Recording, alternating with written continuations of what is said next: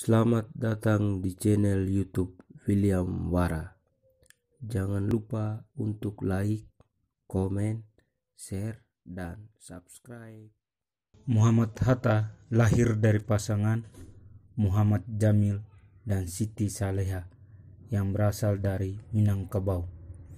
Ayahnya merupakan seorang keturunan ulama tarekat di Batu Hampar, dekat Payakumbuh, Sumatera Barat, dan ibunya berasal dari keluarga pedagang di Bukit Tinggi. Ia lahir dengan nama Muhammad Attar pada tanggal 12 Agustus 1902. Namanya Attar berasal dari bahasa Arab yang berarti harum. Attar lahir sebagai anak kedua setelah Rafia yang lahir pada tahun 1900. Sejak kecil ia telah dididik dan dibesarkan dalam lingkungan keluarga yang taat melaksanakan ajaran agama Islam. Kakeknya dari pihak ayah, Abdul Rahman Batu Hampar, dikenal sebagai ulama pendiri Surau Batu Hampar. Sedikit dari surau yang bertahan pasca Perang Padri. Sementara itu, ibunya berasal dari keturunan pedagang. Beberapa orang mamaknya adalah pengusaha besar di Jakarta. Ayahnya meninggal pada saat ia masih berumur 7 bulan. Setelah kematian ayahnya, ibunya menikah dengan Agus Haji Ning, seorang pedagang dari Palembang. Haji Ning sering berhubungan dagang dengan Ilyas Bagindo Mara, kakeknya dari pihak ibu. Perkawinan Siti Saleha dengan Haji Ning melahirkan 4 orang anak, yang semuanya adalah perempuan. Muhammad Hatta pertama kali mengenyam pendidikan formal di sekolah swasta. Setelah 6 bulan, ia pindah ke sekolah rakyat dan sekelas dengan Rafia, kakaknya. Namun, pelajarannya berhenti pada pertengahan semester kelas 3. Ia lalu pindah ke ELS di Padang, yang kini adalah SMA Negeri 1 Padang, sampai tahun 1913, dan melanjutkan ke Mulo sampai tahun 1917. Di luar pendidikan formal, ia pernah belajar agama kepada Muhammad Jamil Jambek, Abdullah Ahmad, dan beberapa ulama lainnya. Selain keluarga, perdagangan mempengaruhi perhatian Hatta terhadap perekonomian. Di Padang, ia mengenal pedagang-pedagang yang masuk anggota Serikat OSH dan aktif dalam Jong Sumatranen Bon sebagai bendahara. Kegiatannya ini tetap dilanjutkannya ketika ia bersekolah di Prince Hendriks School. Muhammad Hatta tetap menjadi bendahara di Jakarta. Kakeknya bermaksud akan ke Mekah, dan pada kesempatan tersebut ia dapat membawa Muhammad Hatta melanjutkan pelajaran di bidang agama, yakni ke Mesir, Al-Azhar. Ini dilakukan untuk meningkatkan kualitas surau di Batu Hampar yang memang sudah menurun sejak meninggalnya Abdul Rahman. Namun hal ini diprotes dan mengusulkan pamannya, Idris, untuk menggantikannya.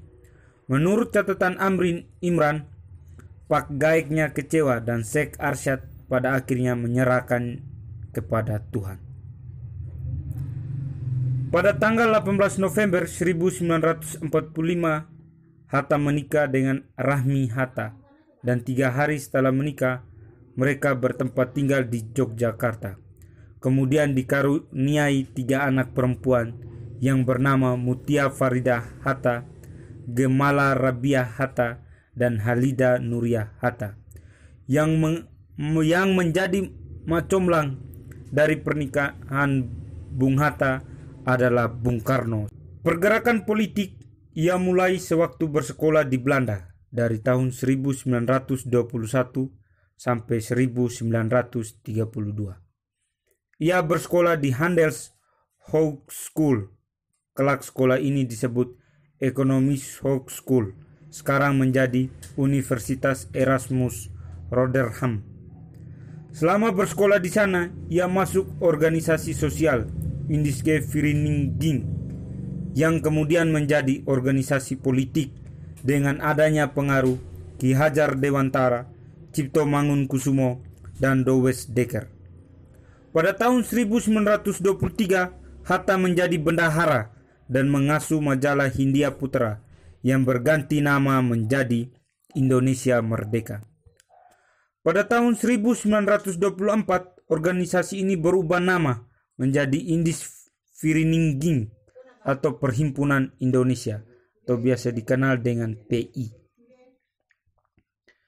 Pada tahun 1926, ia menjadi pimpinan Perhimpunan Indonesia. Sebagai akibatnya, ia terlambat menyelesaikan studi. Di bawah kepemimpinannya, PI mendapatkan perubahan. Perhimpunan ini lebih banyak memperhatikan perkembangan pergerakan di Indonesia dengan memberikan banyak komentar dan banyak ulasan di media massa di Indonesia. Setahun kemudian, ia seharusnya sudah berhenti dari jabatan ketua. Nah, ia dipilih kembali hingga tahun 1930. Pada Desember 1926, Semaun dari PKI datang kepada Hatta untuk menawarkan pimpinan pergerakan nasional secara umum kepada PI. Selain itu, dia dan Semaun membuat suatu perjanjian bernama Konvensi Semaun-Hatta. Inilah yang dijadikan alasan pemerintah Belanda ingin menangkap Hatta. Waktu itu, Hatta belum menyetujui paham komunis. Stalin membatalkan keinginan Semaun, sehingga hubungan Hatta dengan komunisme mulai memburuk. Sikap Hatta ini ditentang oleh anggota PI yang sudah dikuasai komunis. Pada tahun 1927, ia mengikuti sidang Liga Menentang Imperialisme, Penindasan Kolonial dan untuk Kemerdekaan Nasional di Frankfurt. Dalam sidang ini, pihak komunis dan utusan dari Rusia tampak ingin menguasai sidang ini, sehingga Hatta tidak bisa percaya terhadap komunis. Pada waktu itu, majalah PI Indonesia Merdeka masuk dengan mudah ke Indonesia lewat penyelundupan karena banyak penggeledahan oleh pihak kepolisian terhadap kaum pergerakan yang dicurigai.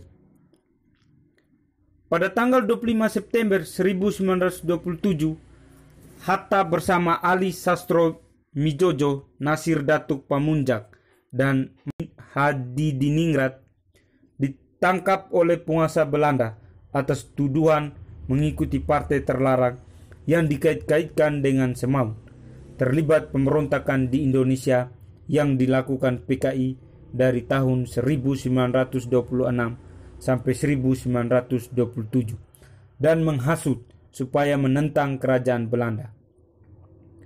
Muhammad Hatta sendiri dihukum 3 tahun penjara. Mereka semua penjara di Rotterdam. Dia juga dituduh akan melarikan diri, sehingga dia yang sedang memperkenalkan Indonesia ke kota-kota di Eropa sengaja pulang lebih cepat begitu berita ini tersebar. Semua tuduhan tersebut ia tolak dalam pidatonya yang berjudul Indonesia Merdeka pada sidang kedua tanggal 22 Maret 1928. Pidato ini sampai ke Indonesia dengan cara penyelundupan. Ia juga dibela 3 orang pengacara Belanda yang salah satunya berasal dari parlemen. Yang dari parlemen bernama J.E.W. Duis. Tokoh ini memang bersimpati padanya. Setelah ditahan beberapa bulan, mereka berempat dibebaskan dari tuduhan karena tuduhan tidak bisa dibuktikan. Sampai pada tahun 1931, Muhammad Hatta mundur dari kedudukannya sebagai ketua karena hendak mengikuti ujian sarjana, sehingga ia berhenti dari PI. Namun demikian, ia akan tetap membantu PI. Akibatnya, PI jatuh ke tangan komunis dan mendapat arahan dari Partai Komunis Belanda dan juga dari Moskow, Rusia. Setelah tahun 1931, PI mengecam keras kebijakan Hatta dan mengeluarkannya dari organisasi ini. PI di Belanda mengecam sikap Hatta sebagai sebab ia bersama Sujadi mengkritik secara terbuka terhadap PI. Perhimpunan menahan sikap terhadap kedua orang ini. Pada Desember 1931, para pengikut Hatta segera membuat gerakan tandingan yang disebut Gerakan Merdeka, yang kemudian bernama Pendidikan Nasional Indonesia, yang kelak disebut PNI baru. Ini mendorong Hatta dan Sahrir yang pada saat itu sedang bersekolah di Belanda untuk mengambil langkah konkret untuk mempersiapkan kepemimpinan di sana. Hatta sendiri merasa perlu untuk menyelesaikan studinya terlebih dahulu. Oleh karenanya, Sahrir terpaksa pulang dan untuk memimpin PNI. Kalau Hatta kembali pada 1932, diharapkan Sahrir dapat melanjutkan. Sekembalinya ia dari Belanda, ia ditawarkan masuk kalangan sosialis merdeka atau yang disebut dengan OSP untuk menjadi anggota parlemen Belanda dan menjadi perdebatan hangat di Indonesia pada saat itu. Pihak OSP mengiriminya telegram pada tanggal 6 Desember 1932 yang berisi kesediaannya menerima pencalonan anggota parlemen. Ini dikarenakan ia berpendapat bahwa ia tidak setuju orang Indonesia menjadi anggota dalam parlemen Belanda. Sebenarnya dia menolak masuk dengan alasan ia perlu berada dan berjuang di Indonesia. Namun pemberitaan di Indonesia mengatakan bahwa Hatta menerima kedudukan tersebut, sehingga Soekarno menuduhnya tidak konsisten dalam menjalankan sistem non-kooperatif. Setelah Hatta kembali dari Belanda, Sahrir tidak bisa ke Belanda karena keduanya keburu ditangkap Belanda pada tanggal 25 Februari 1934 dan dibuang ke Digul, Papua, dan selanjutnya ke Banda Neira. Baik di Digul maupun Banda Neira, ia banyak menulis di koran-koran Jakarta dan ada juga untuk majalah-majalah di Medan. Artikelnya tidak terlalu politis, namun bersifat lebih menganalisis dan mendidik pembaca. Ia juga banyak membahas pertarungan kekuasaan di Pasifik. Semasa diasingkan ke Digul, ia membawa semua buku-bukunya ke tempat pengasingannya. Di sana, ia mengatur waktunya sehari-hari. Pada saat hendak membaca, ia tak mau diganggu, sehingga beberapa kawannya menganggap dia sombong. Ia juga merupakan sosok yang peduli terhadap tahanan. Ia menolak bekerja sama dengan penguasa setempat, misalnya memberantas malaria. Apabila ia mau bekerja sama, ia diberi gaji Rp750 sebulan. Namun kalau tidak, ia hanya diberi gaji 250 saja. Gajinya itu tidak ia habiskan sendiri. Ia juga peduli terhadap kawannya yang kekurangan. Di Digul, selain bercocok tanam, ia juga membuat kursus kepada para tahanan. Di antara tahanan tersebut, ada beberapa orang yang ibadah, sholat, dan puasanya teratur, baik dari Minangkabau maupun Banten. Tapi mereka ditangkap karena pada umumnya terlibat pemberontakan komunis. Pada masa itu, ia menulis surat untuk iparnya untuk dikirimi alat-alat pertukangan seperti paku dan gergaji. Selain itu, dia juga menceritakan nasib orang-orang buangan dalam surat itu. Kemudian, ipar Hatta mengirim surat itu ke koran Pemandangan di Jakarta dan segera surat itu dimuat. Surat itu dibaca Menteri Jajahan pada saat itu, Kolin. Kolin mengecam pemerintah dan segera mengirim Residen Ambon untuk menemui Hatta di Digul. Maka uang diberikan untuknya. Hatta menolak dan ia juga meminta supaya kalau mau ditambah, diberikan juga kepada pemimpin lain yang hidup dalam pembuangan. Pada tahun 1937, ia menerima telegram yang mengatakan dia dipindah dari Digul ke Banda Neira. Hatta pindah bersama Sahrir pada bulan Februari pada tahun itu, dan mereka menyewa sebuah rumah yang cukup besar. Di situ ada beberapa kamar dan ruangan yang cukup besar. Adapun ruangan besar itu digunakannya untuk menyimpan bukunya dan tempat bekerjanya. Sewaktu di Banda Neira, ia bercocok tanam dan menulis di koran Sintitpo dipimpin Lim Koen Hian. Bulanan ini berhenti pada 1938 dengan honorarium Rp75 dalam bahasa Belanda. Kemudian ia menulis di Nasional Komentar Nasional dipimpin Sam Ratulangi, dan juga ia menulis di koran Pemandangan dengan honorarium Rp50 sebulan per satu atau dua tulisan. Hatta juga pernah menerima tawaran Kiai Haji Mas Mansur untuk ke Makassar. Dia menolak dengan alasan kalaupun dirinya ke Makassar, dia masih berstatus tahanan. Waktu itu sudah ada Cipto Mangunkusumo dan Iwa Kusuma Sumantri. Mereka semua sudah saling mengenal. Selain itu, di Banda Neira, Hatta juga mengajar beberapa orang pemuda. Anak dari Cipto belajar tata buku dan sejarah. Ada juga anak asli daerah Banda Neira yang belajar kepada Hatta. Ada seorang kenalan Hatta dari Sumatera Barat yang mengirimkan 2 orang kemenakannya untuk belajar ekonomi dan juga sejarah. Selain itu, dari Bukit Tinggi dikirim Anwar Sultan Saidi sebanyak 4 orang pemuda yang belajar kepada Hatta. Pada tahun 1941, Muhammad Hatta menulis artikel di koran Pemandangan yang isinya supaya rakyat Indonesia jangan memihak baik kepada pihak Barat ataupun fasisme Jepang. Kelak pada zaman Jepang, tulisan Hatta dijadikan bahan oleh penguasa Jepang untuk tidak percaya Hatta selama Perang Pasifik.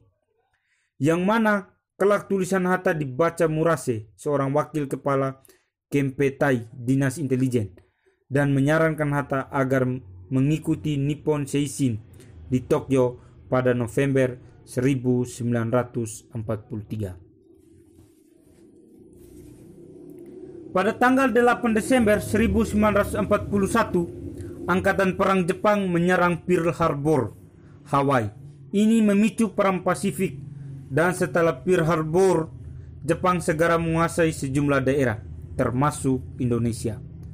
Dalam keadaan genting tersebut, pemerintah Belanda memerintahkan untuk memindahkan orang-orang buangan dari Digul ke Australia karena khawatir kerjasama dengan Hatta dan Sarir. Dipindahkan pada Februari 1942 ke Sukabumi setelah menginap sehari di Surabaya dan naik kereta api ke Jakarta.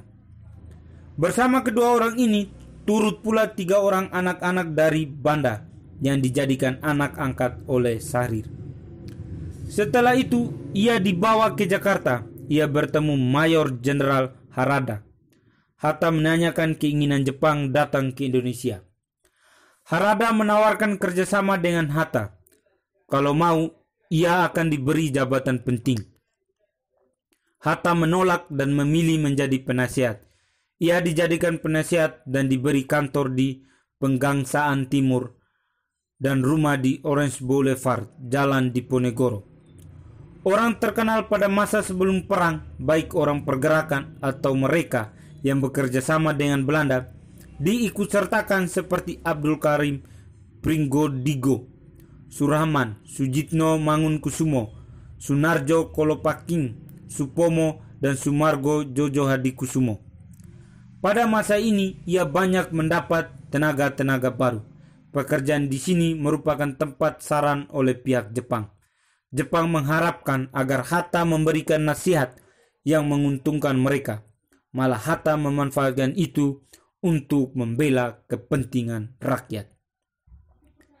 Saat-saat mendekati proklamasi pada tanggal 22 Juni 1945, Badan Penyelidik Usaha Persiapan Kemerdekaan Indonesia atau BPUPKI membentuk panitia kecil yang disebut Panitia 9 dengan tugas mengolah usul dan konsep para anggota mengenai dasar negara Indonesia. Panitia kecil itu beranggotakan 9 orang dan diketuai oleh Insinyur Soekarno. Anggota lainnya adalah Bung Hatta, Muhammad Yamin, Ahmad Subarjo, Maramis, Abdul Kahar Musakir, Wahid Hasim, Haji Agus Salim, dan Abi Kusno Cokro Sujoso. Kemudian pada tanggal 9 Agustus 1945, Bung Hatta bersama Bung Karno dan Rajiman Video Diningrat diundang ke Dalat, Vietnam, untuk dilantik sebagai ketua dan wakil ketua Panitia Persiapan Kemerdekaan Indonesia atau PPKI. Badan ini bertugas melanjutkan hasil kerja BPUPKI dan menyiapkan pemindahan kekuasaan dari pihak Jepang kepada Indonesia. Pelantikan dilakukan secara langsung oleh Panglima Asia Tenggara, Jenderal Terauchi. Puncaknya pada tanggal 16 Agustus 1945 terjadilah peristiwa Rengas Dengklok, hari di mana Bung Karno bersama Bung Hatta diculik, kemudian dibawa ke sebuah rumah milik salah seorang pimpinan peta, Jiawi Kie Siong, di sebuah kota kecil Rengas Dengklok, dekat Karawang, Jawa Barat. Penculikan itu dilakukan oleh kalangan pemuda dalam rangka mempercepat tanggal proklamasi kemerdekaan Indonesia. Malam hari, mereka mengadakan rapat untuk persiapan proklamasi kemerdekaan Indonesia di kediaman Laksamana Tadashi Maeda di Jalan Imam Bonjol 1, Jakarta. Sebelum rapat, mereka menemui Soma Bucho, Kepala Pemerintahan Umum, Maijen Nishimura, untuk mengetahui sikapnya mengenai pelaksanaan proklamasi kemerdekaan Indonesia. Pertemuan tersebut tidak menghasilkan kesepahaman, sehingga tidak adanya kesepahaman itu meyakinkan mereka berdua untuk melaksanakan proklamasi kemerdekaan itu tanpa kaitan lagi dengan Jepang. Pada tanggal 17 Agustus 1945, hari yang sangat ditunggu-tunggu oleh seluruh rakyat Indonesia, dia bersama Soekarno resmi memproklamasikan kemerdekaan di Jalan Pegangsaan Timur 56 Jakarta pada pukul 10.00 waktu Indonesia Barat. Dan keesokan harinya pada tanggal 18 Agustus 1945 dia resmi dipilih sebagai Wakil Presiden Republik Indonesia yang pertama mendampingi Presiden Soekarno. Selama menjadi Wakil Presiden, Bung Hatta amat gigih, bahkan dengan nada sangat marah, menyelamatkan Republik dengan mempertahankan naskah Linggarjati di sidang pleno KNIP di Malang yang diselenggarakan pada tanggal 25 Februari sampai 6 Maret 1947. Dan hasilnya, persetujuan Linggarjati diterima oleh Komite Nasional Indonesia Pusat atau KNIP, sehingga anggota KNIP menjadi agak lunak pada tanggal 6 Maret 1947. Pada saat terjadinya agresi militer Belanda I pada tanggal 21 Juli 1947, Hatta dapat meloloskan diri dari kepungan Belanda dan pada saat itu dia masih berada di Pematang Siantar. Dia dengan selamat bersama dengan Gubernur Sumatera MRT Hasan tiba di Bukit Tinggi. Sebelumnya pada tanggal 12 Juli 1947, Bung Hatta mengadakan Kongres Koperasi 1 di Tasikmalaya yang menetapkan tanggal 12 Juli sebagai Hari Koperasi di Indonesia. Kemudian dalam Kongres Koperasi 2 di Bandung tanggal 12 Juli 1953, Bung Hatta diangkat sebagai Bapak Koperasi Indonesia. Kemudian Bung Hatta dengan kewibawaannya sebagai Wakil Presiden hendak memperjuangkan sampai berhasil perjanjian Renville dengan berakibat jatuhnya Kabinet Amir dan digantikan oleh Kabinet Hatta. Pada era Kabinet Hatta yang dibentuk pada tanggal 29 Januari 1948, Bung Hatta menjadi Perdana Menteri dan merangkap jabatan sebagai Menteri Pertahanan. Suasana panas waktu timbul pemberontakan PKI Madiun dalam bulan September 1948 memuncak pada penyerbuan tentara Belanda ke Yogyakarta pada 19 Desember 1948. Bung Hatta bersama Bung Karno diangkut oleh tentara Belanda pada hari itu juga. Pada tahun yang sama, Bung Hatta bersama Bung Karno diasingkan ke Menumbing, Bangka. Beberapa waktu setelah pengasingan, karena mengalami adanya sebuah perundingan Komisi Tiga Negara atau KTN di Kaliurang, di mana Chris Sidley datang mewakili Australia dan Cochrane mewakili Amerika. Pada Juli 1949 terjadi kemenangan Cochrane dalam menyelesaikan perundingan Indonesia. Tahun ini terjadilah sebuah perundingan penting, Konferensi Meja Bundar atau KMB, yang diadakan di Den Haag. Sesudah berunding selama 3 bulan, pada tanggal 27 Desember 1949, kedaulatan NKRI kita,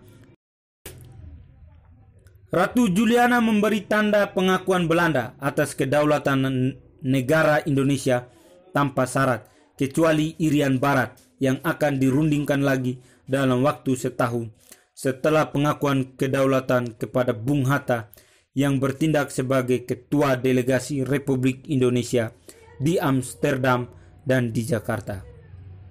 Di Amsterdam, dari Ratu Juliana kepada Dr. Randus Muhammad Hatta, dan di Jakarta dari Dr. Loving yang mewakili Belanda kepada Sri Sultan Hamengkubuwono IX. Sehingga pada akhirnya negara Indonesia menjadi Negara Republik Indonesia Serikat atau RIS. Bung Hatta terpilih menjadi Perdana Menteri RIS, juga merangkap sebagai Menteri Luar Negeri RIS dan berkedudukan di Jakarta, dan Bung Karno menjadi Presiden RIS. Ternyata RIS tidak berlangsung lama, dan pada tanggal 17 Agustus 1950 Indonesia menjadi Negara Kesatuan Republik Indonesia atau NKRI dengan ibu kota Jakarta dan Perdana Menteri Muhammad Natsir. Bung Hatta menjadi Wakil Presiden RI lagi dan berdinas di Jalan Medan Merdeka Selatan nomor 13 Jakarta. Pada tahun 1955 Muhammad Hatta membuat pernyataan bahwa bila parlemen dan konstituante pilihan rakyat sudah terbentuk, dia akan mengundurkan diri sebagai wakil presiden. Menurutnya, dalam negara yang mempunyai kabinet parlementer, kepala negara adalah sekadar simbol saja, sehingga wakil presiden tidak diperlukan lagi. Pada tanggal 20 Juli 1956, Muhammad Hatta menulis sepucuk surat kepada Ketua DPR pada saat itu, Sartono, yang isinya antara lain, "Merdeka, bersama ini saya beritahukan dengan hormat bahwa sekarang setelah Dewan Perwakilan Rakyat yang dipilih rakyat mulai bekerja dan konstituante menurut pilihan rakyat sudah tersusun, sudah tiba waktunya bagi saya untuk mengundurkan diri sebagai wakil presiden. Segera setelah konstituante dilantik, saya akan meletakkan jabatan itu secara..." DPR menolak secara halus permintaan Muhammad Hatta tersebut dengan cara mendiamkan surat tersebut. Kemudian pada tanggal 23 November 1956, Bung Hatta menulis surat susulan yang isinya sama, bahwa tanggal 1 Desember 1956 dia akan berhenti sebagai Wakil Presiden Republik Indonesia. Akhirnya pada sidang DPR pada tanggal 30 November 1956, DPR akhirnya menyetujui permintaan Muhammad Hatta untuk mengundurkan diri dari jabatan sebagai wakil presiden, jabatan yang telah dipegangnya selama 11 tahun. Di akhir tahun 1956 juga Hatta tidak sejalan lagi dengan Bung Karno karena dia tidak ingin memasukkan unsur komunis dalam kabinet pada waktu itu. Sebelum ia mundur, dia mendapatkan gelar Dr. Honoris Causa dari Universitas Gadjah Mada, Yogyakarta. Sebenarnya gelar Dr. Honoris Causa ingin diberikan pada tahun 1951. Namun gelar tersebut baru diberikan pada tanggal 27 November 1956. Demikian pula Universitas Indonesia pada tahun 1951 telah menyampaikan keinginan itu, tetapi Bung Hatta belum bersedia menerima. Kata dia, nanti saja kalau saya telah berusia 60 tahun. Setelah mundur dari jabatannya sebagai Wakil Presiden RI pada tanggal 1 Desember 1956, dia dan keluarga berpindah rumah dari Jalan Medan Merdeka Selatan 13 ke Jalan Diponegoro. Bung Hatta tak pernah menyesal atas keputusan yang telah ia buat. Kegiatan sehari-hari Bung Hatta setelah pensiun adalah menambah dari penghasilan menulis buku dan mengajar. Meskipun sudah tak menjabat lagi sebagai wakil presiden, pada tahun 1957 dia berangkat ke Cina karena mendapat undangan dari pemerintah RRC. Rakyat sana masih menganggap dia sebagai a great son of his country. Terbukti dari penyambutan yang seharusnya diberikan kepada seorang kepala negara, di mana PM Zhou Enlai sendiri menyambut dia yang bukan lagi sebagai wakil presiden. Tahun 1963, Bung Hatta pertama kali mengalami jatuh sakit dan mendapatkan perawatan di Stockholm, Swedia atas perintah Soekarno dengan biaya negara karena perlengkapan medis di sana lebih lengkap. Pada tanggal 31 Januari 1970, melalui Kepres nomor 12 tahun 1970 telah dibentuk Komisi 4 yang bertugas mengusut masalah korupsi. Untuk keperluan itu, Dr. Muhammad Hatta, mantan Wakil Presiden RI, telah diangkat menjadi penasehat Presiden dalam masalah pemberantasan korupsi. Komisi 4 ini diketuai oleh Wilopo SH dengan anggota I.J. Kasimo, Profesor Dr. Yohanes Haji Anwar Cokro Aminoto, dengan Sekretaris Kepala Bakin atau Sekretaris Kopkamtib Maijen Sutopo Juwono. Dr. Muhammad Hatta juga ditunjuk sebagai penasehat Komisi 4 tersebut. Tetapi secara kontroversial, Presiden Soeharto membubarkan komisi tersebut dan hanya memberikan izin untuk mengusut tuntas 2 kasus korupsi saja. Hatta dipercaya oleh Presiden Soeharto untuk menjadi anggota Dewan Penasihat Presiden. Pada tanggal 15 Agustus 1972, Bung Hatta mendapat anugerah bintang Republik Indonesia kelas 1 dari pemerintah Republik Indonesia. Kemudian pada tahun yang sama, pemerintah Provinsi DKI Jakarta mengangkat dia sebagai warga utama ibu kota Jakarta dengan segala fasilitasnya, seperti perbaikan besarnya pensiun dan penetapan rumah dia menjadi salah satu gedung yang bersejarah di Jakarta. Kemudian pada tahun 1975, Bung Hatta menjadi anggota Panitia 5 bersama Profesor Mr. Subarjo, Profesor Mr. Sunario, A.A. Maramis, dan Profesor Mr. Pringgodido untuk memberi pengertian mengenai Pancasila sesuai dengan alam pikiran dan semangat lahir dan batin para penyusun Undang-Undang Dasar 1945 dengan Pancasilanya. Ternyata Bung Hatta resmi menjadi ketua Panitia 5. Tak hanya itu, Bung Hatta kembali mendapat gelar Doktor Honoris Causa sebagai tokoh proklamator dari Universitas Indonesia yang seharusnya diberikan pada tahun 1951. Pemberian gelar tersebut dilakukan di Jakarta pada tanggal 30 Juli 1975 dan diberikan secara langsung oleh Rektor Mahar Marjono. Pada tahun 1978 bersama dengan Jenderal Abdul Haris Nasution, Bung Hatta mendirikan Yayasan Lembaga Kesadaran Berkonstitusi yang bertujuan mengkritik penggunaan Pancasila dan Undang-Undang Dasar 1945 untuk kepentingan rezim otoriter Soeharto. Dan pada tahun 1979, di mana tahun tersebut merupakan tahun kelima Bung Hatta masuk ke rumah sakit. Kesehatan Bung Hatta semakin menurun.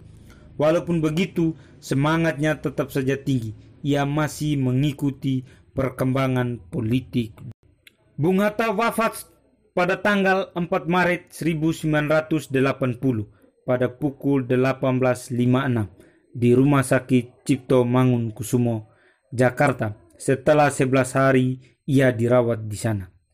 Selama hidupnya, Bung Hatta telah dirawat di rumah sakit sebanyak 6 kali pada tahun 1963, 1967, 1971, 1976, 1979, dan terakhir pada tanggal 3 Maret 1980.